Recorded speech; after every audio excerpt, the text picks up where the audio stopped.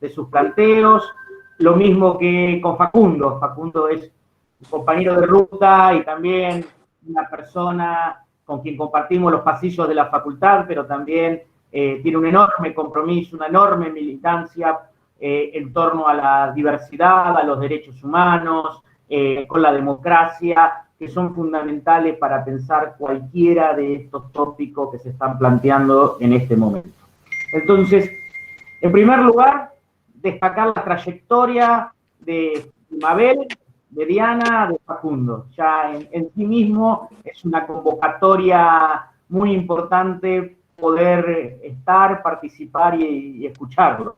Y en segundo lugar, me parece que es muy importante el tema, la relación entre ciencias y salud y la relación con la filosofía, la necesidad de la filosofía.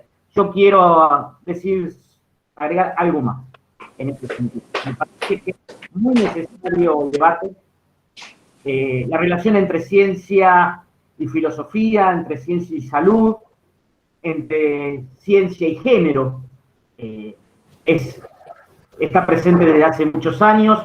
Quienes leímos a Diana Mafía ya en los años 90, nos planteaba que la ciencia no era neutral, nos planteaba que tenía un carácter sexista y genérico. Y muchos de ellos, estas lecturas iniciáticas, no han permitido desarrollar una mirada crítica sobre el artefacto ciencia, podemos decir. Y por último, esta relación entre ciencia y salud, creo que está muy en debate. Yo hace poco estaba leyendo el libro de Giorgio Agamben, La epidemia como política, y planteaba la salud como una nueva religión en un dispositivo vinculado a la bioseguridad. Por lo tanto, claramente, me parece que el vínculo entre ciencia y salud debe estar atravesado por la ética, por una mirada ética. Y la ética es parte de la filosofía. Sin filosofía la vida sería mucho más mediocre y seguramente tendríamos una mirada muchísimo menos crítica del mundo que estamos viviendo. Por lo tanto, la filosofía es vital para la vida humana, nos enriquece, pero también nos permite tener un horizonte crítico y cuestionar lo que aparece como dado. Entonces, seguramente, entre las ciencias y la salud puede haber múltiples relaciones. Lo que nosotros consideramos, lo que yo pienso que tiene que estar atravesada por una dimensión ética. Y solamente la filosofía nos puede dar esa mirada.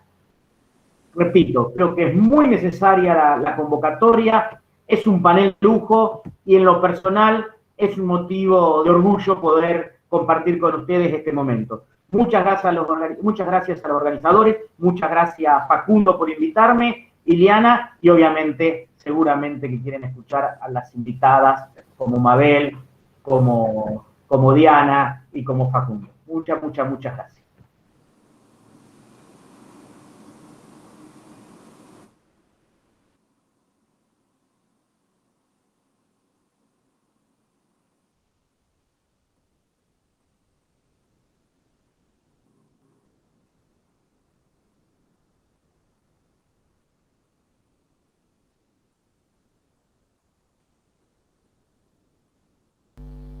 Está silenciada, Ile. Ahí estamos. Damos la palabra al moderador, a Facundo Peralta, quien va a presentar a Mabel Bianco y a Diana Mafía nuevamente para interaccionar.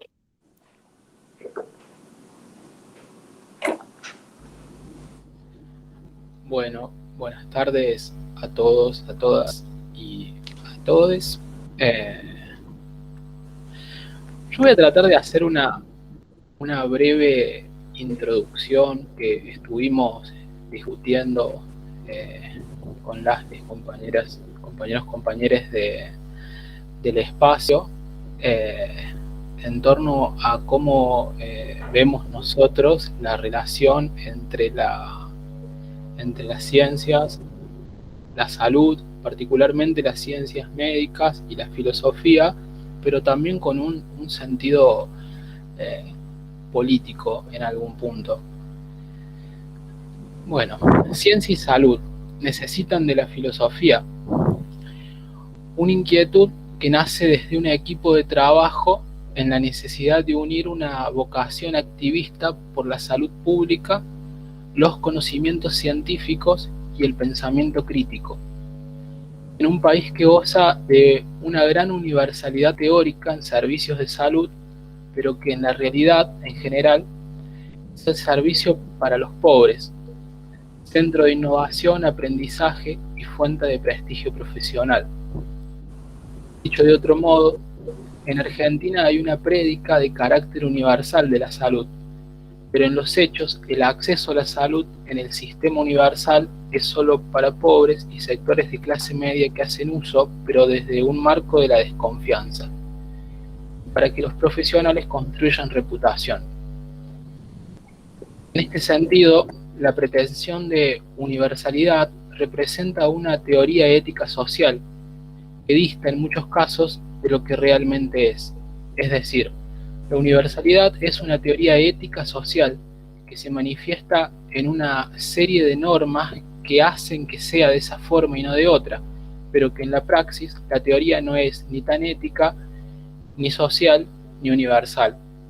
En tanto, los avances de conocimiento científico han logrado incrementos en los grados de bienestar humano, pero también daños significativos, en gran medida derivados de la mala administración que se hace de ellos. Junto a esto, el hambre, la informalidad, la carencia de trabajo e ingreso, el hacinamiento, las enfermedades infecciosas, pero también la soledad, las neurosis, los consumos problemáticos, las adicciones, las violencias y la desesperanza. Estas son las consecuencias de los determinantes sociales de la salud, o sea, las circunstancias en que las personas nacen, crecen, viven, trabajan y envejecen, incluido el sistema de salud. Estas circunstancias son el resultado de la distribución del dinero, el poder y los recursos a nivel mundial, nacional y local, que depende a su vez de las políticas adoptadas. Los determinantes sociales de la salud explican la mayor parte de las inequidades sanitarias, esto es, de las diferencias injustas y evitables observadas en y entre los países en lo que respecta a la situación sanitaria. En este marco, ¿pueden las ciencias y la salud ser autosuficientes? ¿No necesitan ser puestas en diálogo con otras expresiones del pensamiento si lo que se quiere tener es una comprensión de la multiplicidad de problemas que afectan a la población, incluso con la población misma? ¿O lo que quizás es aún más profundo, que esa pluralidad de afectaciones encarnan todos los aspectos de la humanidad? A nuestro humilde entender, conceptos filosóficos como alteridad y equidad asumen aquí un rol estratégico tanto en el campo epistémico, ético y político. El primero, por aportar claridad epistemológica acerca de la pregunta de cómo conocer lo otro, y consiguientemente, políticamente, la diferencia de sí abre la posibilidad de la integralidad constitutiva de lo democrático político sin requisito previo de identificación con el mismo. Esta dimensión epistémica tiene que ver con la forma de conocer, en este caso un otro, algo que no soy yo, que es radicalmente distinto a mí, pero irreductible a mí mismo. Es decir, que no puedo conquistar en el sentido de lo colonial. La alteridad abre la posibilidad, desde este punto de vista epistemológico, de una integralidad política, democrática. Entonces, las ciencias médicas no pueden partir de conocimientos verdaderos per se, sino que al encontrarse con otros, debe necesariamente dialogar en el marco de una integralidad democrática, y así construir conocimiento y en consecuencia soluciones. El segundo, la equidad, un marco ético para la acción política, entendido según la filosofía clásica, particularmente Aristóteles, en sus rasgos esenciales aún vigentes. Lo equitativo siendo lo justo, no es lo justo legal, lo justo según la ley, sino que es una dichosa rectificación de la justicia rigurosamente legal. De otro modo, la equidad equivale a lo justo, pero tiene un carácter más elevado en ciertas circunstancias, con el objetivo de restablecer la ley en los puntos en que se ha engañado a causa de la fórmula general de que se ha servido. Para dialogar acerca de esta consigna, contamos con la prestigiosa participación de la filósofa Diana Maffía. Ella es doctora en Filosofía de la Universidad Nacional de Buenos Aires, directora del Observatorio de Género en la Justicia del Consejo de la Magistratura de Cava, fundadora de la Red Argentina de Género, Ciencia y Tecnología y la Asociación Argentina de Mujeres en Filosofía. Es doctora honoris causa de la Universidad Nacional de Córdoba y a su vez es menester destacar que fue integrante de la Sociedad Argentina de Análisis Filosófico. Por otra parte, contamos con la presencia de la doctora Mabel Bianco, que además de todo lo que dijo Ileana inicialmente, es una gran amiga nuestra, a la cual le debemos mucho de todo lo que hemos podido hacer en todo este tiempo. Así que, bueno, para nosotros es un placer.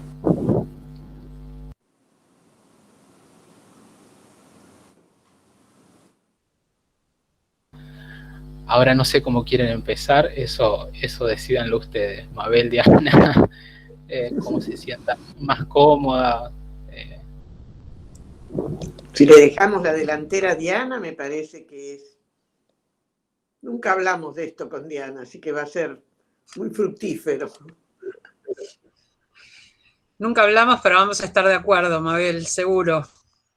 Porque además Eso tengo cosas para agradecer. Mirá qué bueno. En los breves minutos que voy a tomar, tengo cosas para agradecerte y reconocerte a vos. Bueno, si querés empiezo yo, Mabel. Dale, por favor. Agradezco a Alejandro, a Facundo, estoy totalmente de acuerdo, Facundo, con lo que expresaste como ideas generales, a Ileana, gracias por la invitación y por la hospitalidad.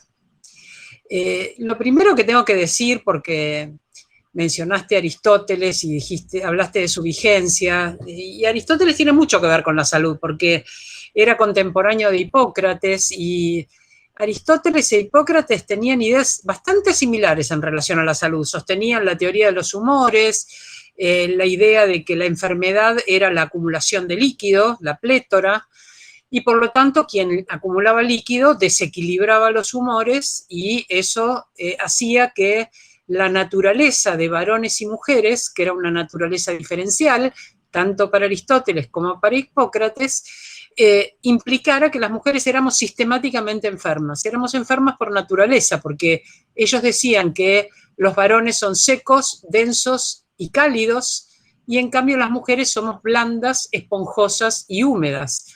Y claro, algo blando, esponjoso y húmedo retiene mucho líquido, por lo tanto, en nuestra naturaleza de mujeres estaba nuestra enfermedad y también nuestra inferioridad, porque para ellos esto explicaba que los varones fueran racionales, que fueran objetivos, etcétera, y las mujeres, en cambio, emocionales, subjetivas, variables, y por eso los varones eran superiores y las mujeres inferiores, y los varones debían mandar y las mujeres obedecer. Y esto, según Aristóteles, resultaba obvio para cualquier ser racional, pero claro, como las mujeres no somos racionales, había que explicarnos despacio estas cosas, ¿no? Así que sí tiene la filosofía mucho que ver con la salud, con las diferencias de género, con cuestiones éticas, porque esta incapacidad racional de las mujeres nos alejaba de la posibilidad de autonomía, de decisiones personales, etcétera.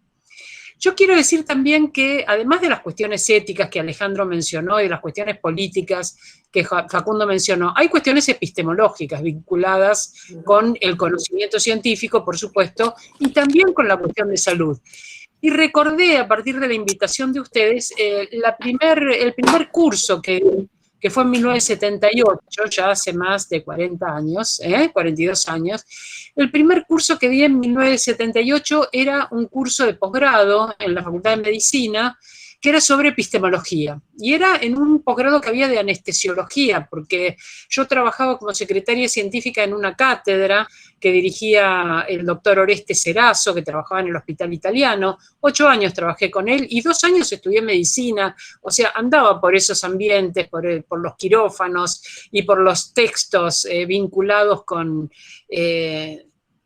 neurolépticos que en ese momento comenzaban a utilizarse como paliativos del dolor. Este hombre, Orestes Erazo, era además especialista en medicina del dolor, que era una cosa que recién surgía 40 años atrás, ¿no?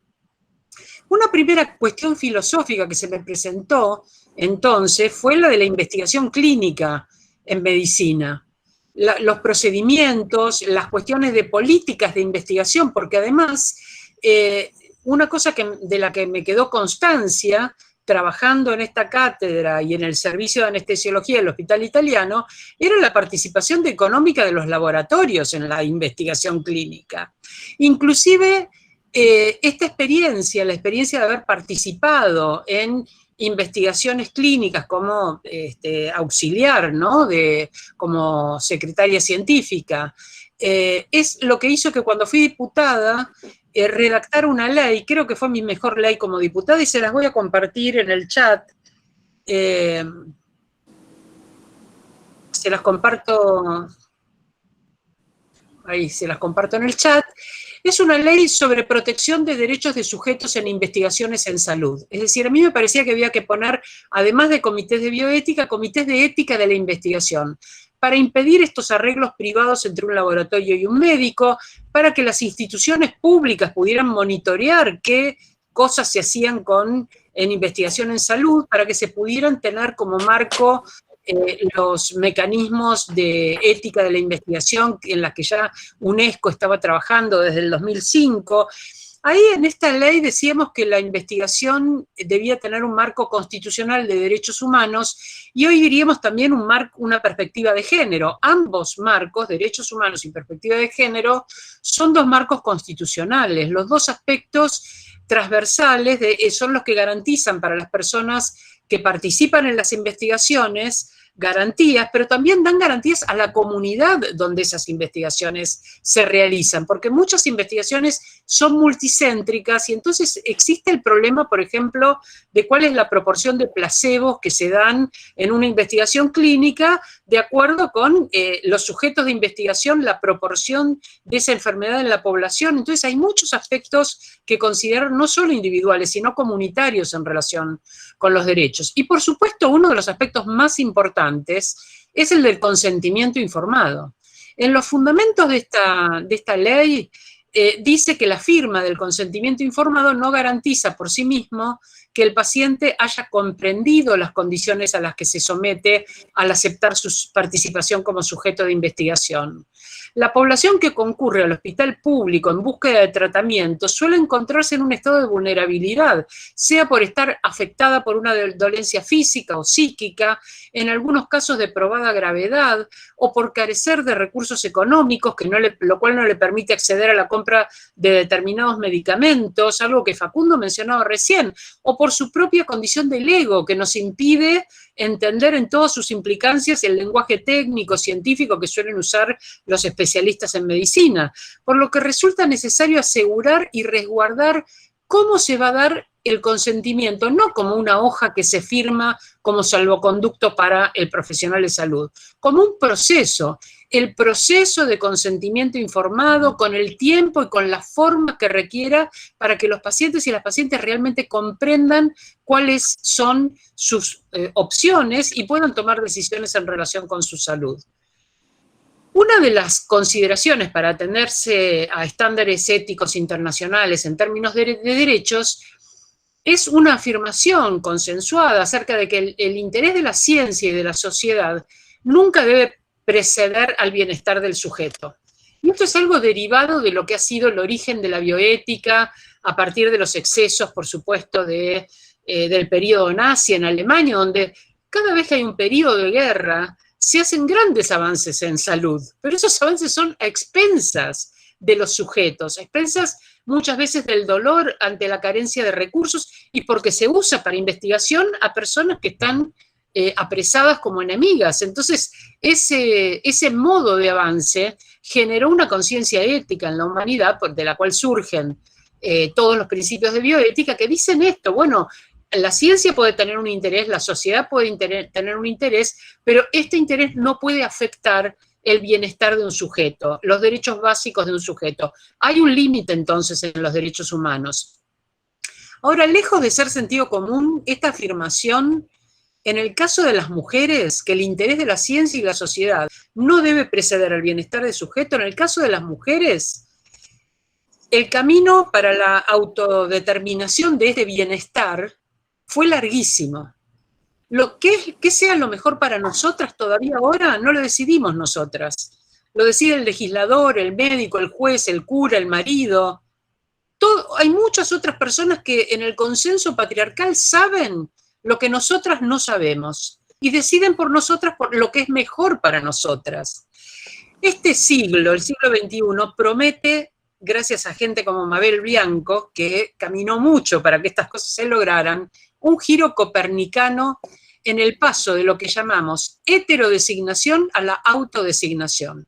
La heterodesignación es que desde fuera se nos diga cuáles son nuestras condiciones y naturaleza. La autodesignación es que tengamos la autoridad epistémica para hablar de nuestras propias condiciones y naturaleza. Y este valor epistémico no está bien distribuido. Este giro copernicano tuvo un momento de cristalización en algo de lo cual Mabel puede hablar largamente, que fue la Conferencia Internacional sobre Población y Desarrollo del Cairo en 1994. En ese momento, el giro copernicano consiste en que el eje de las políticas de desarrollo por primera vez se desplazó de lo que eran las metas demográficas, tener políticas natalistas o no tan natalistas de los países, o sea, lo que es mejor para el país, pasó a un paradigma de respeto por los derechos humanos y en particular por los derechos de las mujeres. Es en ese momento que comienza a hablarse en 1993 en Viena, en el Congreso de Derechos Humanos de Naciones Unidas, donde se acepta que los derechos de las mujeres son derechos humanos, en 1994 en el Cairo y en 1995 en Beijing, donde se desarrolla una plataforma tan extraordinaria 25 años atrás que no volvió a haber otro congreso sobre derechos de las mujeres, porque los países no solo no avanzaron, sino que muchos de ellos retrocedieron, algo de lo cual también Mabel puede dar fe porque ha estado muy atenta a estas repercusiones internacionales y estas políticas públicas necesarias para llevarlo adelante. Pero es en ese momento que se comienza a hablar de derechos sexuales y reproductivos como un problema de salud y derechos humanos. Es decir, como ahora queremos que sea el paradigma del debate sobre el aborto y no logramos que sea 25 años después el paradigma del derecho al aborto, un problema de salud pública, de derechos humanos y también en ese momento hablar de derechos reproductivos desplaza la atención de algo que era un problema de los países, que era el control de la natalidad, y cobran importancia otras cuestiones, el empoderamiento de las mujeres, la equidad de género, la equidad en la distribución de recursos, porque también hay problemas geopolíticos y económicos vinculados con el hacer realidad los derechos de las mujeres. Sin embargo, un cuarto de siglo después todavía estamos reclamando la aplicación de aquella definición preciosa de salud sexual que dieron en el programa del Cairo, que decía la salud sexual es el desarrollo de la vida y de las relaciones personales y no meramente el asesoramiento y la atención respecto de la reproducción y enfermedades de transmisión sexual. Si lo pensamos hoy desde quienes luchamos tanto por la ley de educación sexual integral, todavía los estudiantes y las estudiantes siguen demandando de esa educación algo más que definiciones biomédicas, que prevención de embarazos, que les hablen de enfermedades de transmisión sexual, para que desde la infancia cambie el enfoque en relación con los propios cuerpos, con el consentimiento, con el respeto, con la no violencia, con el placer, con la sexualidad, con la identidad, con la expresión de género y con la diversidad de prácticas sexuales. Todo esto es una demanda. Hace muy pocas semanas tuve una reunión con estudiantes hablando de sus demandas sobre la educación sexual integral, estudiantes de secundaria, y decían esto mismo, es una deuda. La sexualidad en esta concepción, entonces, abarca todas las etapas de la vida de una persona, no solo la etapa reproductiva, no es algo para cuando sean grandes. En efecto, los derechos sexuales crean las condiciones que permiten que las personas determinen si quieren vincular la actividad sexual con fines reproductivos o no, y refuerzan también el derecho a tener prácticas sexuales no reproductivas, no como patologías, sino sencillamente como elección personal. Sin embargo, aún con resistencias institucionales, a pesar de que no hemos logrado materializar todos estos derechos, lo que sí hemos visto es un cambio en las concepciones de la responsabilidad médica, de un paradigma tradicional a un paradigma centrado en derechos. Hay resistencias institucionales, pero yo creo que los y les profesionales de la salud han avanzado mucho en este aspecto, de un modelo tradicional que implicaba la atención médica de la salud, centrado en los aspectos biomédicos, con una relación médico-paciente con una enorme asimetría de poder, con una consideración del paciente como una pasividad, como alguien que es enfermo y no como alguien que tiene una dolencia pero que puede participar activamente en la resolución de su salud. Y va hacia un modelo centrado en derechos donde la atención de salud es integral, es biológica, psicológica y social, donde además de la competencia profesional y técnica, que por supuesto los profesionales de la salud tienen y las profesionales, también se jerarquiza el respeto por las opiniones de los pacientes y las pacientes. Hay un reconocimiento de la autonomía del paciente para tomar decisiones en relación al cuidado de su salud y también a los métodos diagnósticos, a los métodos terapéuticos. Es decir, que vemos entonces acá aparecer fuertemente otro asunto filosófico, además del epistemológico, que es la cuestión ética de la autonomía. Es una cuestión discutida desde la antigüedad, como incluso se consideraba que la autonomía era algo privativo de algunos varones que les daba autorizar para ejercer el mando sobre otros sujetos sobre los que podían tomar decisiones. Estos varones privilegiados podían tomar decisiones por sí mismos, pero tomaban también decisiones sobre otros sujetos que no tenían autonomía. Autonomía, sabemos, viene de autos, que es uno mismo, y nomos, que es ley, es quien se da a sí mismo su propia ley, mientras que los otros sujetos son sujetos a quienes se les manda lo que tiene que hacer. Al no tener autonomía, no pueden regirse a sí mismos, sino que son regidos por otros sujetos. Entonces, algunos varones tienen en esta capacidad de autonomía una autoridad para ejercer el mando sobre aquellas personas que no pueden tomar decisiones por sí mismas, fundamentalmente mujeres y niñas, que siguen siendo en temas de ética sujetos sobre los que hay que resolver una serie de cosas. Hay con las mujeres y con los niños y las niñas una actitud paternalista que confunde protección con tutela. Se piensa que por ser vulnerables, por ser más débiles, hay que tomar decisiones sobre ellos, pero no se permite que su voz sea escuchada como una voz autorizada. Entonces, lo que tenemos en realidad es una tutela sobre estos sujetos. Decidimos por ellos en lugar de tener un respeto por su autonomía y por su libertad personal.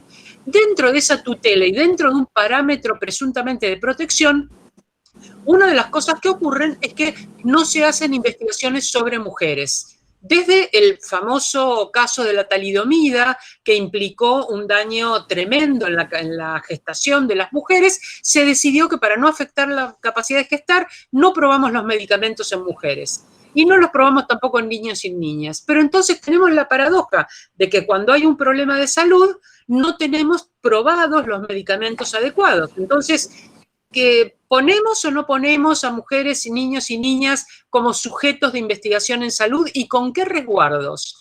¿Por qué la protección sobre la capacidad de gestar de las mujeres es una protección que va a tomar la ciencia médica o va a tomar el Estado en lugar de tomar las propias mujeres en la medida del riesgo que corran, entrando o no a esos protocolos de investigación? Tanto para proyectos de salud, de tratamiento, como para medicamentos, tenemos estas dificultades. Esta manera, además de naturalizar las relaciones de poder, considerar que unos son autónomos, pero ellas y los niños no, y naturalizar junto con esa relación de poder las relaciones de mando y obediencia, estaba fundamentalmente y sigue estando basada muchas veces en datos proporcionados precisamente por la psiquiatría y la medicina. Por eso es tan difícil ceder ese último peldaño, la autonomía de las mujeres para tomar decisiones sobre su derecho a gestar o no gestar. Una limitación que se expresa en la negativa del aborto por plazos, porque el aborto por plazos, a diferencia del aborto por motivos, que es el que tenemos despenalizado ahora, es una situación en la que la mujer no le tiene que dar explicaciones a nadie. En el aborto por motivos, el médico toma una decisión sobre esa situación evaluando lo que la paciente refiere, pero no es la propia paciente la que autónomamente decide en el curso de un plazo si sigue la gestación o interrumpe la gestación. Y también encontramos esta dificultad para el reconocimiento de la autonomía en las decisiones de las personas intersexuales y trans sobre sus corporalidades. En los bebés intersexuales todavía hay una interrupción médica absolutamente cruenta, invasiva, irreversible, mutilante sobre los cuerpos intersexuales, basados muchas veces no en cuestiones de salud, sino en cuestiones estéticas, en cuestiones que tienen que ver con el promedio del tamaño de un clítoris o el tamaño de un pene y la evaluación que se haga acerca de que no son aceptables cuerpos ambiguos, que por lo tanto hay que tomar una definición. Fíjense que irrumpir sobre un cuerpo con el argumento de determinar genitalmente lo que va a ser el sexo asignado va en contra de la ley de identidad de género. Por lo tanto, no hay excusa ninguna para intervenir un cuerpo intersex, y mucho menos sin la participación de la subjetividad de esta persona en la decisión acerca de cuál es el género autopercibido, porque esto se da en una primera infancia en la cual esto ni siquiera ha podido expresarse. Y lo mismo con respecto a las corporalidades trans, las niñeces trans, que son un problema en este momento en las escuelas, la irrupción de esta experiencia de niños y niñas que a edades muy tempranas expresan una identidad de género que no es la correspondiente a la asignación que se les ha hecho de acuerdo con su genitalidad, que eligen su vestuario, sus juguetes, incluso su nombre a edades muy tempranas. ¿Y qué pasa con esta comunidad educativa? Y también qué pasa con la comunidad en salud. Porque si se acepta esa identidad de género autopercibida en una edad temprana, la medicina muchas veces interviene en esos cuerpos tempranamente con hormonaciones, pensando en que no se desarrollan los caracteres sexuales secundarios de esas niñeces trans. Entonces, para evitar que en la adolescencia haya ese desarrollo de caracteres sexuales secundarios, se hace una hormonación temprana y todavía no está investigado cuáles son las consecuencias de la hormonación en niños, niñas y adolescentes. Entonces, tenemos ahí un problema acerca de cuáles son las condiciones de autonomía, cuáles son las condiciones de riesgo, cuáles son las condiciones de respeto, y muchas veces hay todavía una dificultad muy grande en aceptar las decisiones sobre la corporalidad que hagan las personas trans, para las cuales están habilitadas en el artículo 11 de la Ley de Identidad de Género. Ustedes saben que cuando en el 2012 se votó una Ley de Identidad de Género, hasta el 2012, si una persona adulta tenía una subjetividad, una vivencia subjetiva de género distinta al género que le había sido asignado al nacer de acuerdo con su genitalidad, podía hacer una presentación judicial pidiendo que se hiciera un cambio en su registro, en su documento de identidad. Pero para hacer ese cambio tenía que primero patologizar esta situación en la cual su vivencia interna no se correspondía con su genitalidad y con la asignación de género que se había hecho en función de su genitalidad. Tenía que patologizarla diciendo que sufría disforia de género.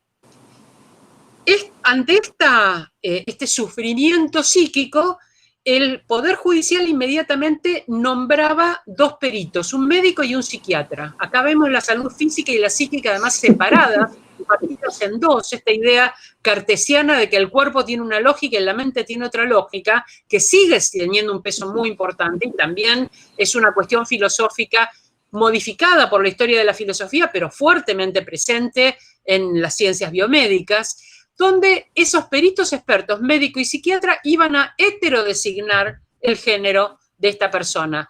La demanda de la persona diciendo tengo un género femenino cuando sus genitales eran masculinos no era escuchada como una afirmación epistémica de autoridad. La autoridad la tenía el discurso psiquiátrico y el discurso médico, y eran el psiquiatra y el médico el que iban a decir si la persona tenía o no el género que decía tener. Y si decían que sí, Y si el juez entonces autorizaba el cambio registral, inmediatamente le decía, pero ahora me corrige los genitales. Es decir, si yo le reconozco a usted identidad femenina, usted no puede seguir teniendo pene y testículos. Se hace una neovagina, se modifica sus genitales, se pone prótesis mamarias y se construye un cuerpo de mujer. Una cirugía que se consideraba correctiva porque iba a corregir o de adecuación corporal. Esa cirugía correctiva o de adecuación corporal lo que corregía era la ideología binaria sobre los géneros que solo aceptaba que a una corporalidad sexual le corresponde un sexo, a ese sexo le corresponde un género, a ese género una orientación sexual y a esa orientación sexual unas prácticas sexuales, todas binarias, todas complementarias, todas dicotómicas. ¿Qué dice la ley en el 2012? Dice primero que la identidad de género no es una patología. Hay toda una campaña de 15 años por lo menos para parar la patologización de las identidades trans en el DSM-5, en el Manual de Enfermedades Mentales. No patologizar la identidad. Luego, ningún permiso judicial, la justicia no tiene nada que hacer porque no está violando la ley una persona con una identidad de género diversa. Simplemente es un trámite administrativo, va al registro civil y pide su cambio de identidad. En tercer lugar, la autodeterminación. Ya no es otra persona la que me dice cuál es mi identidad, no es el médico y el psiquiatra. La única autoridad sobre la identidad de género es el propio sujeto. Y este es un cambio en la autoridad epistémica enorme. Y finalmente, no hay ningún tipo de obligación a corregir una corporalidad, sino que lo que dice el artículo 11 de la ley es que la persona puede, si lo desea, para expresar mejor su identidad de género, puede hacer los cambios médicos, hormonales o quirúrgicos que requiera.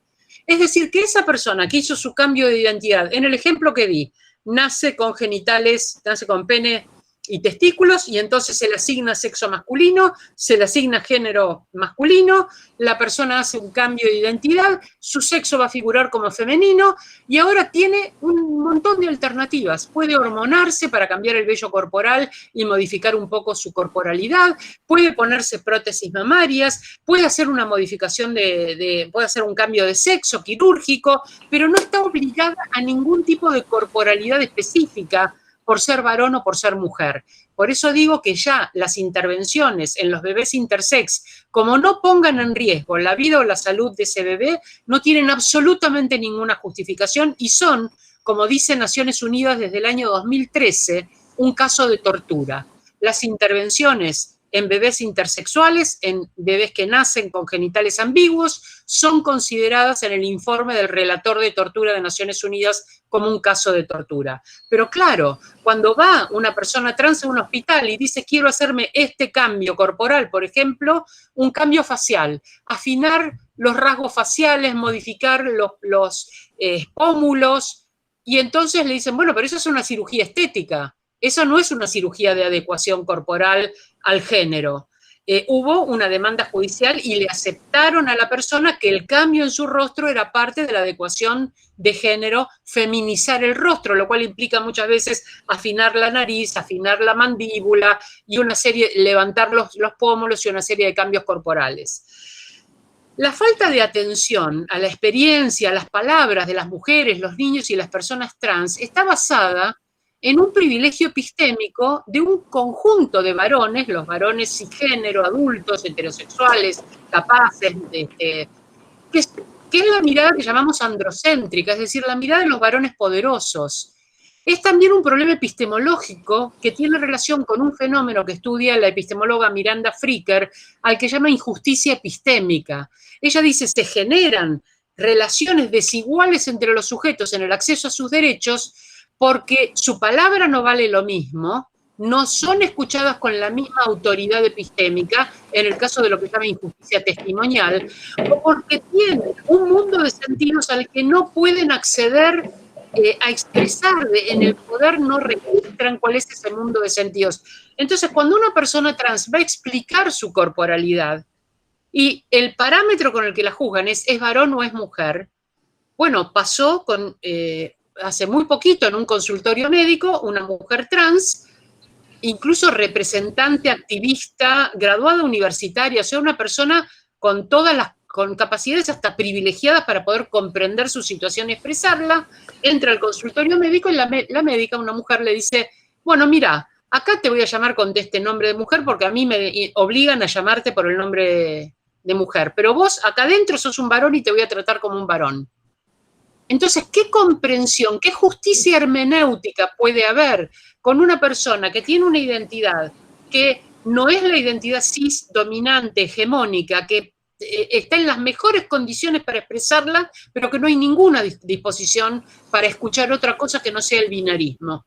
Entonces tenemos todavía mucho que hacer en relación con el tema de diversidad de género y justicia epistémica. Y lo último que voy a decir, muy brevemente, porque habría muchísimo que decir sobre esto, es que hay un problema filosófico también muy importante, ya no de naturaleza epistemológica, no de naturaleza política, no de naturaleza ética, que son los que he trabajado hasta ahora, sino de naturaleza metafísica, que es el problema filosófico de la naturaleza del dolor.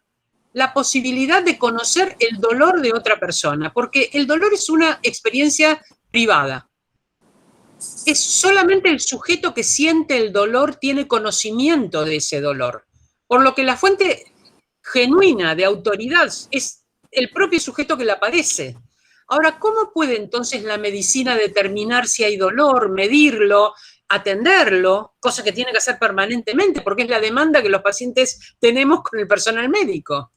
¿Con qué lenguaje el paciente puede expresar ese dolor de manera que sea comprensible para quien está tratando ese dolor? Yo recuerdo una situación ginecológica en la que yo dije, me duele, y me dijeron, esto no te puede doler. Un médico varón me dijo que una práctica que estaba haciendo no me podía doler, a mí que me dolía. Entonces, ¿cómo puede el paciente o la paciente hacer comprensible para quien trata ese dolor? ¿Con qué parámetros? ¿Con qué respeto por ese testimonio? Yo recuerdo mi sorpresa una vez en un quirófano, trabajando en medicina del dolor con este médico que les comenté al comienzo. Veo que en el quirófano hay un paciente que está dormido, absolutamente anestesiado, y el anestesiólogo le levanta los ojos, le mira las pupilas, le mide el pulso y dice, hay dolor, aumente la dosis. Da la indicación de aumentar la dosis del analgésico, midiendo la droga, que es algo que hacen los anestesiólogos permanentemente durante todo el arco terapéutico. Ante un paciente que estaba dormido y anestesiado, el médico registraba que había dolor. ¿Cómo registraba el dolor? Para un filósofo, una filósofa, es una escena absolutamente desconcertante. La filosofía del dolor es una filosofía no solamente teórica, es una filosofía práctica. La filosofía del dolor intenta acompañar, comprender, reducir el dolor, forman parte de equipos que están trabajando con el dolor, tomando en cuenta además algo muy importante, que son los significados sociales del dolor. No significa lo mismo un dolor en todas las culturas ni en todos los sujetos. Esa visión de te mido la pupila y te mido el pulso es una visión orgánico-mecanicista que es completamente insuficiente para determinar qué es el dolor. Y si bien debe ser tomada en cuenta, el dolor es una experiencia en primera persona, y en primera persona incluso la medicina y la psiquiatría van a distinguir un aspecto físico, que es el dolor, de un aspecto subjetivo, espiritual, que es el sufrimiento. El sufrimiento es una experiencia, pero el dolor es físico y por lo tanto se puede medir.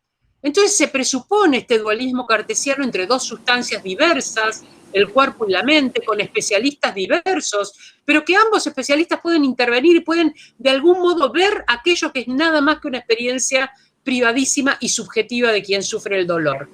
Las epistemólogas y les epistemólogos, epistemólogues feministas y queer contemporáneos y contemporáneas ponen un eje muy importante en la experiencia, en la autoridad epistémica sobre la propia corporalidad, sobre la propia sexualidad y en la inclusión de esa diversidad en las formas patriarcales y androcéntricas de ver el mundo. La invitación es a salir de la voz uniforme de una autoridad jerárquica para ingresar en las redes de reconocimiento, la complejidad de los mundos y la polifonía de las voces. Muchas gracias.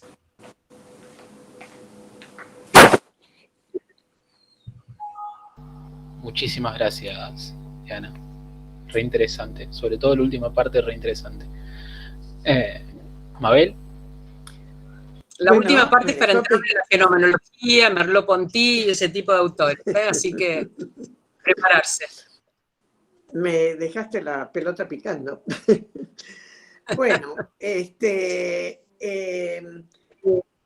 yo no soy, como ustedes saben, una médica tradicional. Soy muy atípica, por suerte. Y mi especialidad, que es la salud pública, pero dentro de la salud pública, la epidemiología, siempre, bueno, me ha planteado por fuera de esa rigidez que tiene la medicina y que te la transfieren, que bueno, en tantas cosas lo señaló también Diana, que son ejemplos que me dolían directamente porque sí, son de todos los días, son permanentes.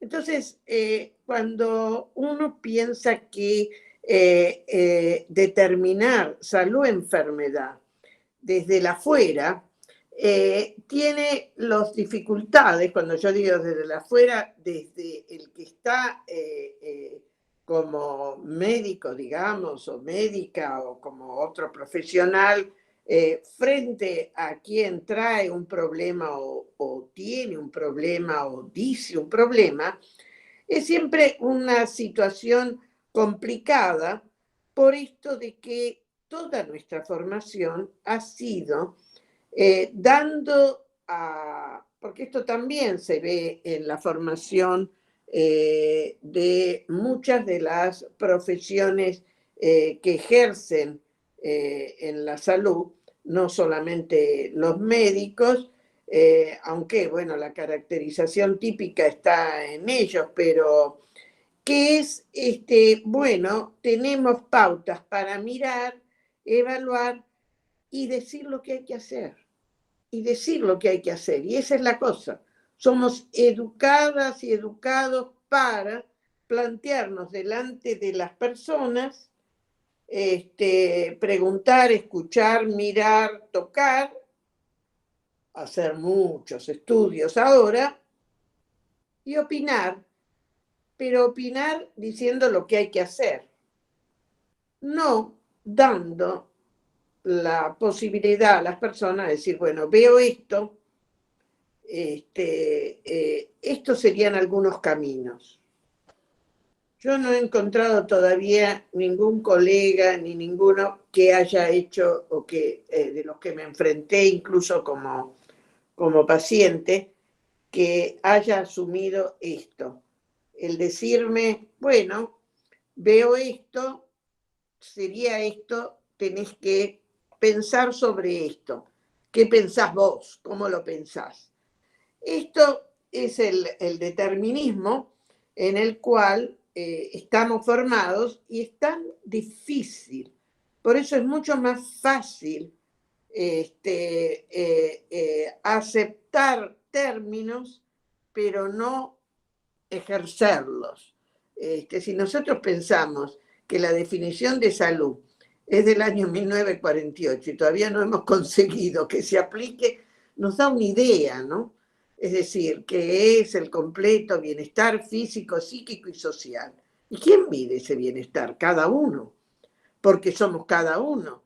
Por eso, bueno, muy bien, para cada uno, incluso a lo largo de la vida, es diferente cómo experimentamos algunos de estos desequilibrios que nos encontramos y que no siempre se ven en la medicina, porque no aparecen en los estudios complementarios que tanto ahora les gustan a mis colegas llenarnos de eso.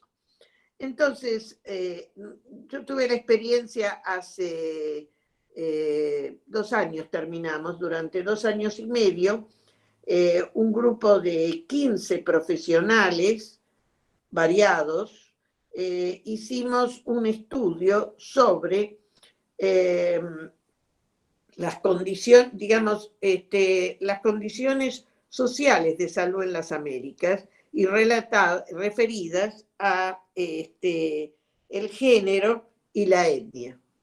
Fue ultra interesante porque la verdad es que era un grupo donde se juntaban personas provenientes de distinta experiencia y donde lo que más valoramos entre todos fue cómo nos complementamos, planteando cómo en nuestra región los condicionantes de salud no son iguales que en otras regiones por justamente algunas de las características y que también cambian entre países y cambia dentro del país entre áreas y también cambia entre condiciones de las personas con características especiales y que desde ya, si nosotros queremos mejorar la salud de la gente en las Américas, lo que hay que hacer es no lo que estamos haciendo, todos estos estudios y estas mediciones, sino ver en qué medida los determinantes sociales realmente pueden cambiarse y pueden determinarse ¿para qué? Para que cada uno pueda al máximo aprovechar y ejercer sus derechos al máximo. Esto de los condicionantes de salud es algo que lleva, bueno, en la epidemiología tiene una traducción que es sistemas de evaluar que son totalmente multifacéticos, que son, bueno, formas matemáticas complejas.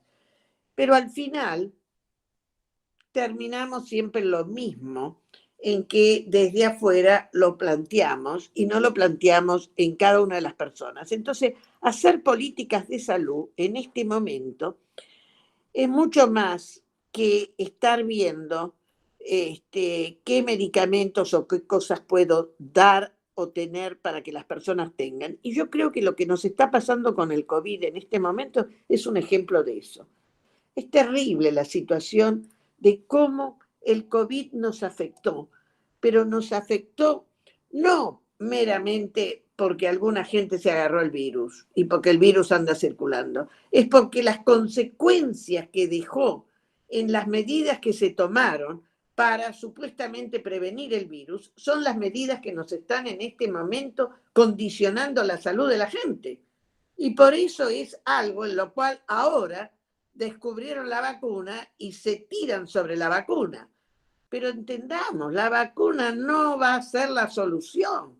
La vacuna va a poder ser algo que complementa, pero si nosotros no nos avivamos, digamos, y miramos a todos los determinantes de salud que el COVID puso en evidencia, entonces no vamos a poder mejorarlo simplemente con la vacuna. Y pusimos mucha ilusión, muchos de nosotros pensando en que iba a ser posible, pero no es posible. Vemos que no hay caso, ni mundialmente.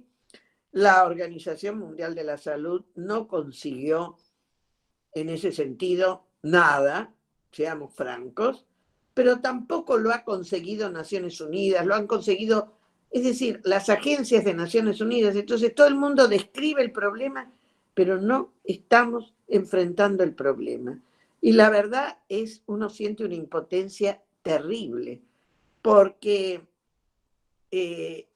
vamos a pasar una crisis tan importante que se expresa en la salud o que parece que empieza en la salud, pero que toma integralmente a la sociedad. Y esto es lo que nos estamos perdiendo, el modificar la sociedad integralmente. Y eso no lo hacen los médicos, no lo hace el personal de salud, lo tiene que hacer toda la sociedad, pero sobre todo hay cosas que le corresponden a la política. Y por eso, quienes trabajamos en salud pública, creemos que la salud pública tiene que dar respuesta y tiene que ayudar a que políticamente se vean cómo se enfrentan los determinantes de la salud. La verdad que en este momento no los tenemos, no se visualiza eso. Y no podemos decir que no tenemos gente capaz desarrollándose y asumiendo funciones en distintos lugares. Pero es que no han podido romper ese círculo y la verdad que es lamentable. Yo tengo que decirles que siento la frustración de que no encuentro cómo poder dar una luz sobre eso. Y me siento muy mal, porque veo que vamos de peor y sobre todo en el país.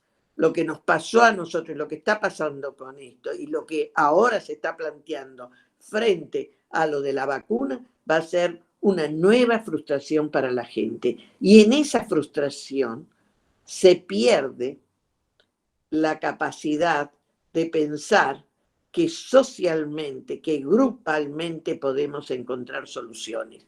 Y va a salir cada uno a buscar su solución individual. Y esto es terrible.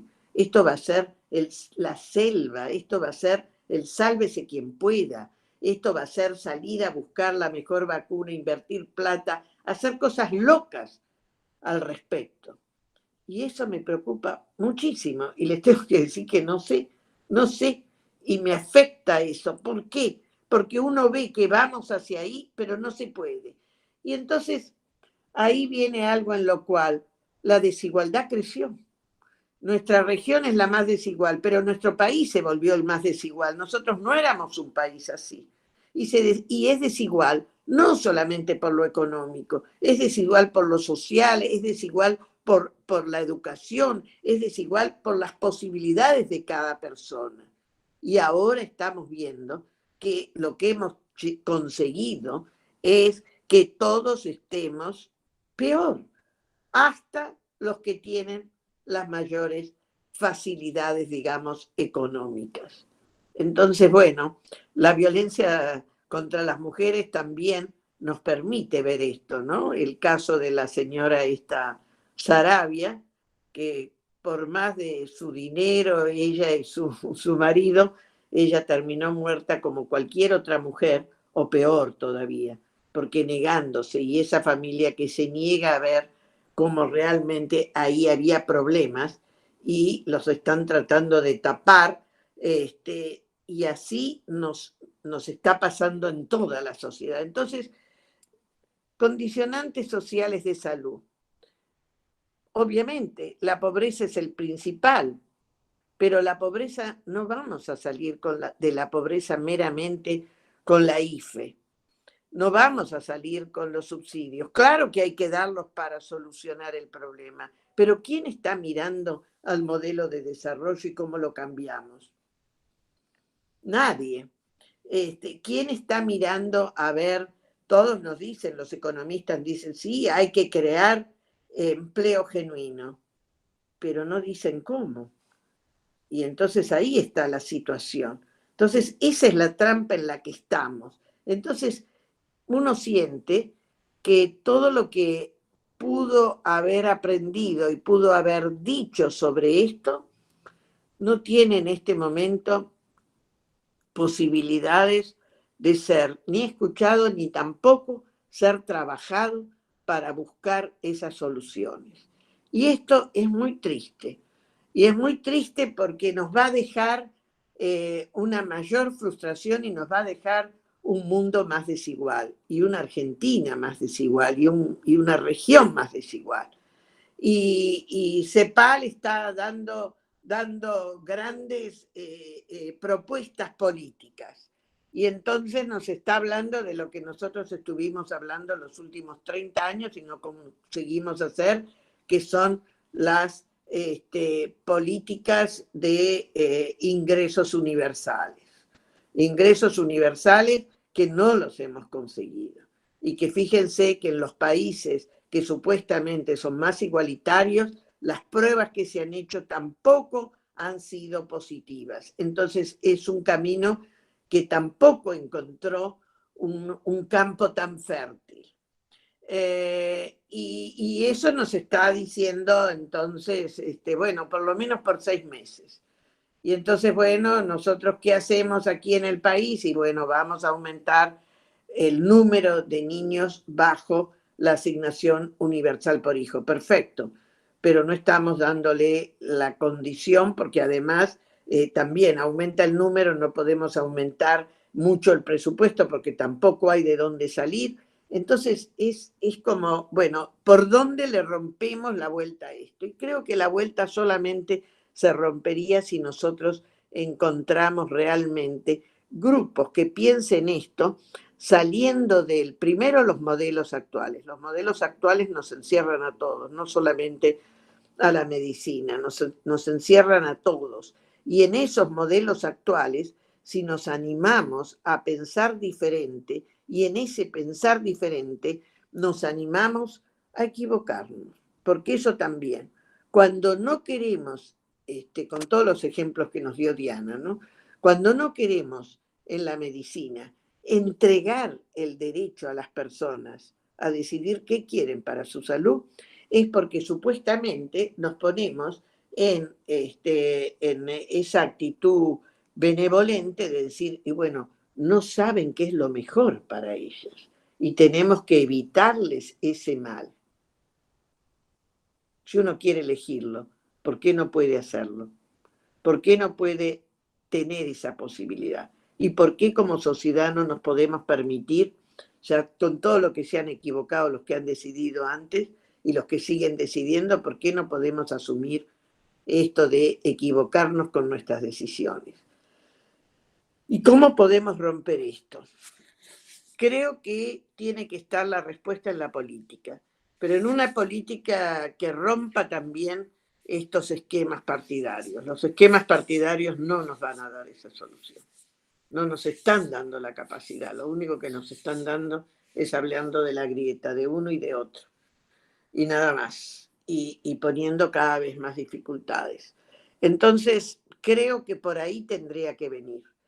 Y no sé en qué medida el cambio tendría que venir por los movimientos en las universidades y en las universidades como las de ciencias sociales, las de ciencias filosóficas y no las de las ciencias duras, ni la medicina, ni las otras que es mucho más difícil. Entonces, por ahí creo que tendríamos que empezar a invertir en poder desarrollar algunos grupos que puedan pensar fuera de estos bloques para empezar a aportar algunas soluciones. Y creo que ese tendría que ser el esfuerzo, y ese tendría que ser el esfuerzo de los jóvenes, porque ya también se necesita visión a futuro y bueno, muchos de nosotras ya no tenemos tanto futuro, yo más que muchos de ustedes, pero hay que ir haciendo ese camino rápidamente. Y eso yo creo que es lo que más me deja insatisfecha en este momento de mi vida y se los tengo que compartir y no sé si es muy positivo esto porque en realidad es compartir una insatisfacción y una incapacidad de poder salir de esto, porque tampoco las feministas encontramos por ahí ese camino, porque estamos todas metidas también muy en nuestros mecanismos de pensar y en cierta medida somos a veces bastante más rígidas o ponemos más rigidez. Y esto me preocupa. Por eso las nuevas generaciones de feministas espero que puedan romper esa rigidez. Y las tenemos que hacer que rompan esa rigidez. Y romper esa rigidez es entender que no somos las dueñas de la verdad, que tenemos algunos principios sobre ese camino, pero que no somos las dueñas de la verdad y que tenemos que aceptar otras posiciones y empezar a buscar los denominadores comunes. Y esto creo que sería lo más importante. Y ahí no vamos a ser solo las mujeres, van a ser todos los grupos feministas, porque yo confío en los varones feministas, en los transfeministas, en los grupos que realmente nos pueden dar la diferencia. Y por eso creo que es tan importante que nosotros interactuemos más y aceptemos más el derecho de todos, hasta de la gente que piensa en celeste. Porque la gente que piensa en celeste también la tenemos que, de alguna manera, incorporar,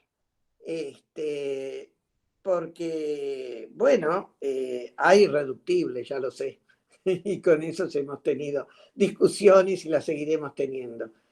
Pero hay gente que también no es irreductible y hay que darle la posibilidad de que vea.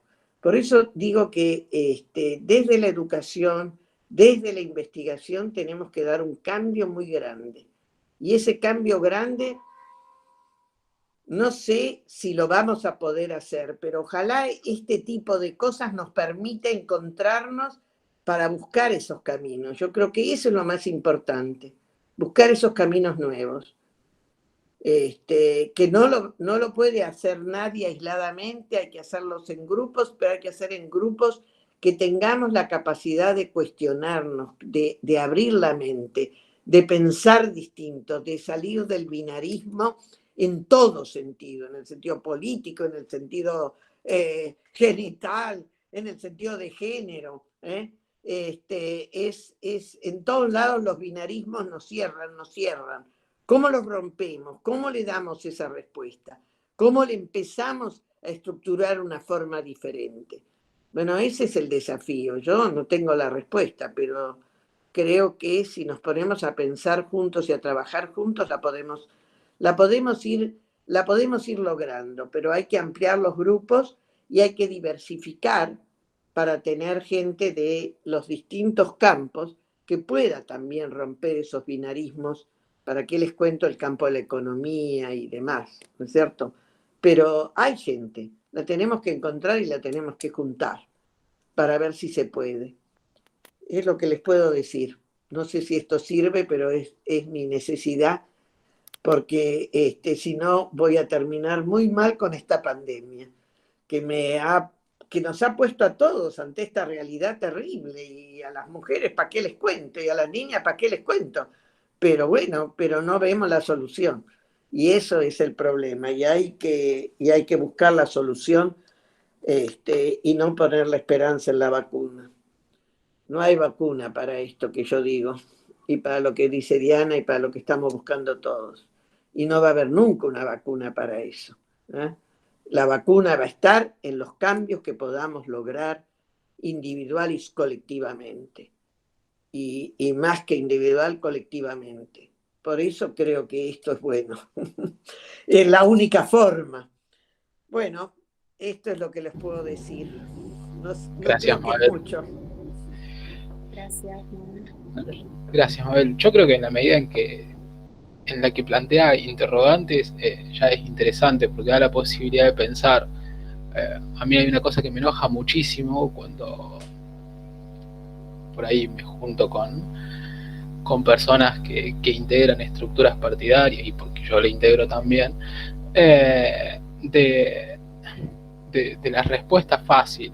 No sé, por ejemplo, pobreza, desigualdad, educación. Pero ¿cuál educación? Digamos, esta que tenemos ahora, digamos, claramente falló. Digamos, y automáticamente viene la respuesta, pero Sarmiento, pero Roca. Y la verdad que yo tengo en alta estima a Sarmiento, a Roca, a Pellegrini, en su justa medida, ubicado en su contexto, digamos, pero en realidad lo que no se entiende es el trasfondo, digamos. Es decir, la capacidad de generar consensos y de pensar un poquito más allá del propio ombligo, y pensar en clave de lo que nosotros hoy llamaríamos una política pública de acá a 10, 20 años, que en definitiva eso fue la ley 1420, con todas las cosas que le podemos criticar mirándola desde ahora, y que abrió la posibilidad de democratizar una Argentina que no lo era en su medida, en su momento, siempre haciendo esa aclaración, ¿no? Pero que logró determinados avances y que dio una cuota de progreso, si se quiere, y de igualación hacia arriba. Entonces me enoja mucho cuando siempre las respuestas son esas. Bueno, hoy hay una diversidad de problemas, enfoques absolutamente distintos, pero hay que darse la posibilidad de preguntar y tratar de dar respuestas en función de nuestros tiempos, de nuestros problemas actuales, pero reconociéndolos, no con esa respuesta fácil, aburrida, que no genera nada, y que sigue reproduciendo lo mismo de siempre. Bueno, perdón. Pregunto si alguien quiere hacer alguna intervención, alguna consulta. Yo, Facu, si no hay nadie del auditorio, sí, de la gente, me gustaría, con estas dos grandes y grosas feministas.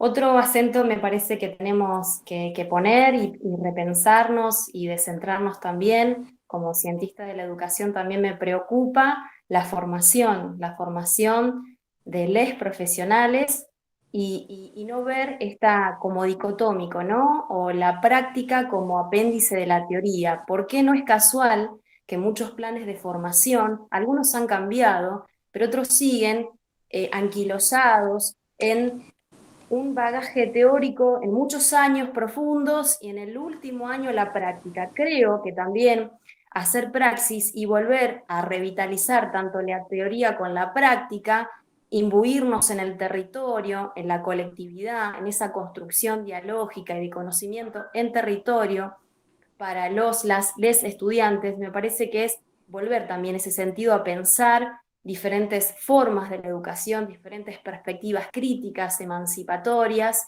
y que hablan de los mundos simbólicos. Y me parece que ahí también es volver a repensar esto que decían, ¿no? También de la formación de les profesionales para transformar la vida en perspectiva crítica, emancipatoria, en clave de derechos humanos, educación popular, ESI, ¿no? Género. Me parece que ahí también está necesariamente un acento que debemos puntualizar. En ese sentido, en medicina y en todas las ciencias alrededor de la medicina, eso es fundamental. No hemos cambiado nada. No hemos cambiado, es decir, cuando uno mira a lo largo de todos estos años, lo más que se hizo es que se incorporó alguna materia de salud pública, pero nada más. No ha habido nada que signifique cambiar derechos humanos, nada, no existe. Derechos sexuales y reproductivos. ¿En qué materia se habla de eso? Diana, esto en la facultad le siguen enseñando a las chicas y a los chicos horrores. Nunca van a entender qué es el aborto y por qué hablamos nosotros de la interrupción voluntaria del embarazo en relación. ¿Te das cuenta? Nunca van a entender la sexualidad, nunca van a entender porque no se les habla de eso, se sigue estando, digamos, totalmente marginal, no existe. Entonces, ¿qué hemos conseguido? Sí, con la ley de salud sexual y reproductiva ahora les hablan de anticonceptivos, que antes ni eso, pero nada más, de derecho, ¿qué es eso? De eso no se habla. Entonces, bueno, la formación es total. En la psiquiatría, ¿para qué te digo? Bueno, no te cuento lo que es la psiquiatría porque es terrible. Yo les cuento que fue la única materia que hubo que intervenir la mesa de examen para que yo pudiera pasarla, porque mi pelea con los psiquiatras del Hospital Moyano eran imbancables y me sonaban. Me sonaban porque yo no podía aceptar lo que hacían con las pacientes y el enfoque que tenían ellos. Después de que había estudiado psicología antes, previamente. Y bueno, pero sigue estando igual, es lo mismo. Y yo no me hubiera recibido de médica si no hay una cosa así, porque no lo pasaba, no podía ser, me mataban, porque me resistí todo el tiempo. Y bueno, pero ahí están, siguen siendo los mismos profesores, enseñando las mismas cosas, y cambiaron los profesores, pero la materia sigue igual y los que piensan y dicen es lo mismo. Entonces, bueno, así estamos. Así que eso creo que sería importante, y ahí sí creo que la interacción a nivel de las universidades es muy importante. Yo no sé cómo están en algunos campos. Aquí en Buenos Aires yo no veo eso. No sé si Diana tiene algo de experiencia en eso, pero aquí yo no veo que se haya interactuado entre las escuelas y entre las distintas universidades, facultades, digamos, que son así los campos cerrados, para tratar de romper eso, ¿no? No lo he visto, y creo que ese podría ser. En la Universidad de Rosario se hicieron, Mabel, la Universidad de Rosario hizo algunas experiencias con una cátedra específicamente sobre aborto y con una cátedra que era interdisciplinaria. Y fue una experiencia que fue muy criticada, fue muy, digamos, se intentó obstaculizarla, pero que fue un éxito en la cantidad de gente, porque no tenían un lugar de información razonable. En biología, claro, es una de las primeras materias que se hace en la Facultad de Medicina, parece como algo en biología. Entonces te vienen a decir cosas sobre un feto que vos no las podés creer. Y es que, bueno, en fin. Claro, pero ves, lo de Rosario, que lo acompañamos, no se continuó la cátedra. Bueno, este año por la pandemia, pero creo que Valeria quería hacer una pregunta. Sí, había pedido la palabra. Está silenciada, Valeria. ¿Ahora? Perfecto. Hola. ¿Qué tal? Buenas noches. Muchísimas gracias a todos. Bueno, yo me quedé pensando porque ¿Se escucha? Sí, sí. Me quedé pensando porque, bueno, hace unos años vengo investigando un poco acerca de la cuestión de les intersex y, Diana, en un momento mencionás que actualmente las intervenciones acerca de les bebés siguen siendo semejantes a las torturas que sabemos que históricamente han sido ejecutadas sobre los cuerpos de les intersex. Me quería consultar acerca de cuál es el estado actual en relación a esto. Mira, yo traté, mientras fui defensora del pueblo y cuando fui diputada, de hablar con los 3 hospitales de niños que hay en la ciudad de Buenos Aires, sobre todo con el Garraham, que era donde se envían desde todo el país los casos que son complejos, cuando se diagnostican, y la posición era una posición muy cerrada. Me decían, por ejemplo, un pediatra, bueno, no estamos modificando la sexualidad de una bebé. Si tiene el clítoris muy largo, lo cortamos para que antes era mujer, ahora es más mujer. O sea, menos clítoris, más mujer. Y yo le preguntaba, ¿pero persiste la sensibilidad sexual? Bueno, no, claro, eso se pierde. ¿Y se pierde en función de qué?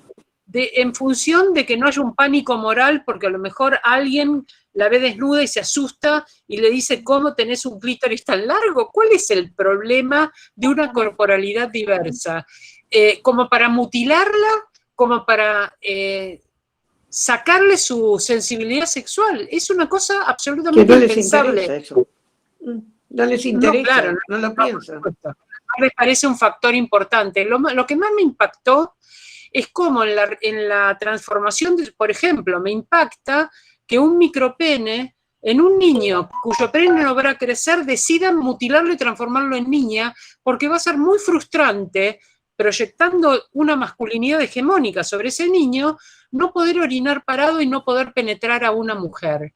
¿quién sabe cuál va a ser el deseo de ese niño? Y cómo mutilarlo y transformarlo en una niña requiere 10, 12, 13 operaciones para construir una neovagina con un tejido que no es el tejido de la vagina, por lo tanto, tiene que usar piezas para que mantengan la apertura, tiene que lubricar artificialmente. Son tratamientos que duran muchísimos años, las hormonas, y que finalmente, ¿qué es lo que quieren conseguir?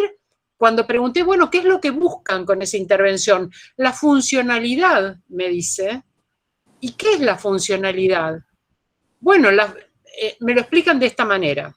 Me lo explica una médica endocrinóloga, experta, consultora. Estoy hablando de los 3 hospitales de niños de la ciudad y de lugares que son de consulta para todo el país. Me dice, yo tenía un sobrino que tenía 4 dedos, nació sin dedo pulgar. Entonces le pulgarizaron el dedo índice. Y gracias a esa operación, él pudo escribir y hoy es abogado, me dice, muy satisfecha. Entonces yo le dije, ¿cuál es el correlato de ser abogado en el caso de la sexualidad? Y me dice, obviamente, el coito. Y le digo, usted construye en un niño una vagina hasta que alcanza el tamaño para un coito. Y me dice, claro, para un coito normal con un pene normal.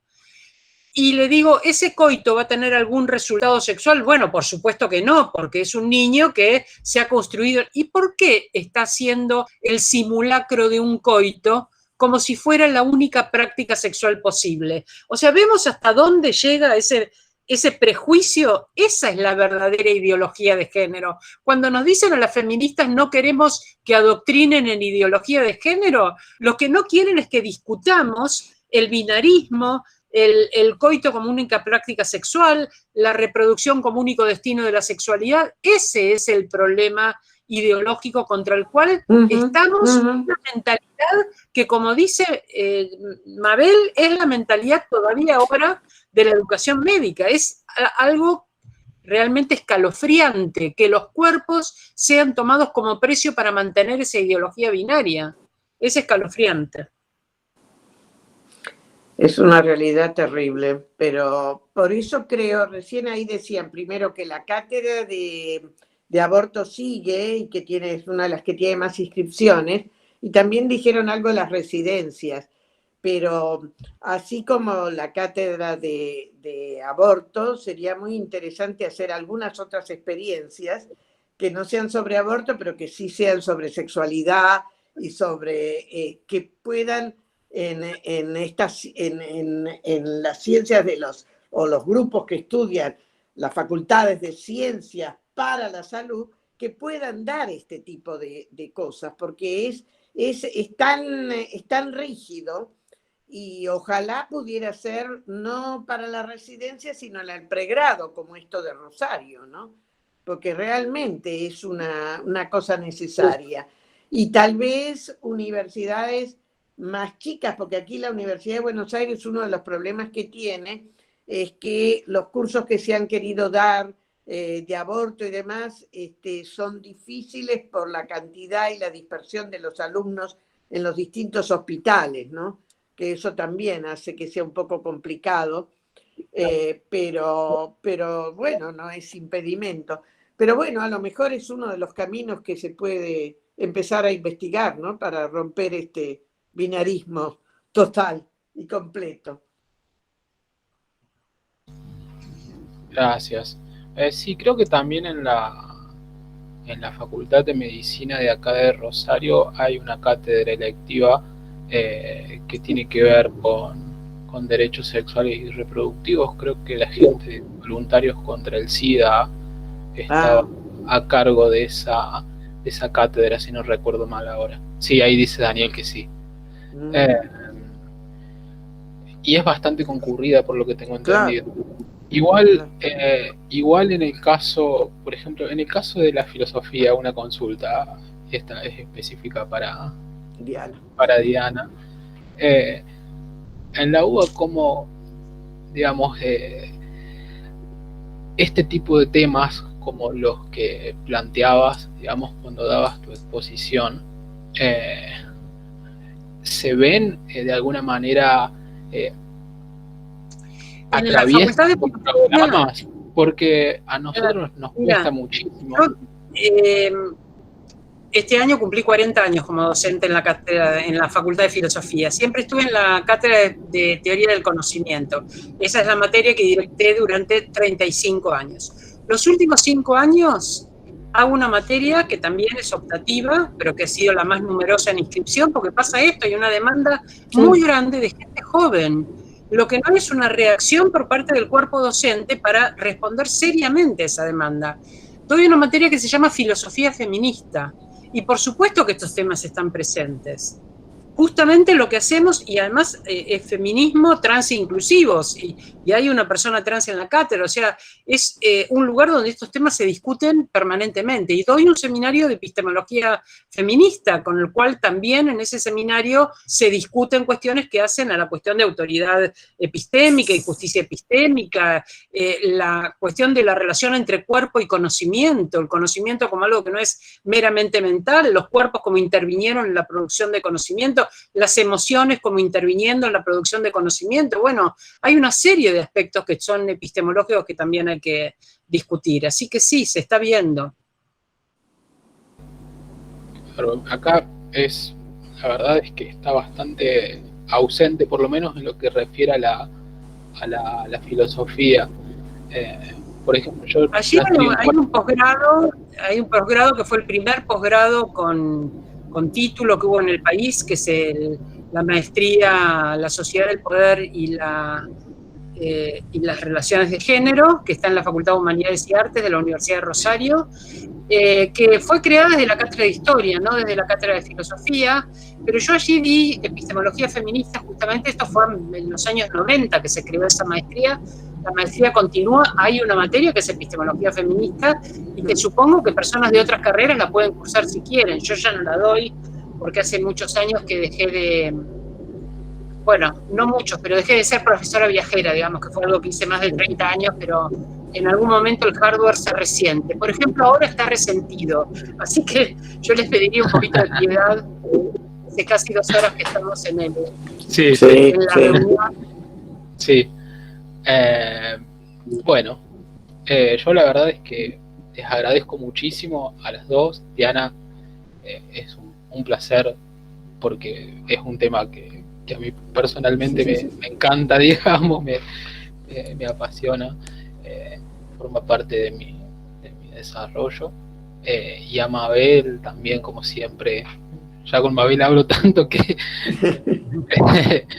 Así que nada, agradecerles la participación, de verdad, para nosotros es hiper valorable y nos ayuda a pensar que en definitiva es lo que queremos. Somos personas que tenemos diferentes, o sea, atravesamos distintos ámbitos del conocimiento y tratamos de poner en común todo lo que tenemos y de hacer cosas, proponer cosas y ayudar que otras personas se incorporen, se acerquen, las tomen, y para nosotros es muy valorable, de verdad, así que gracias.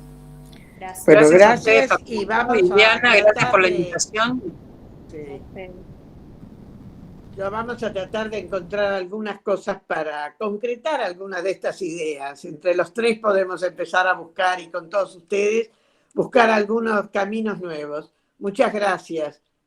Chao. Gracias, chao a todos y a todos. Gracias.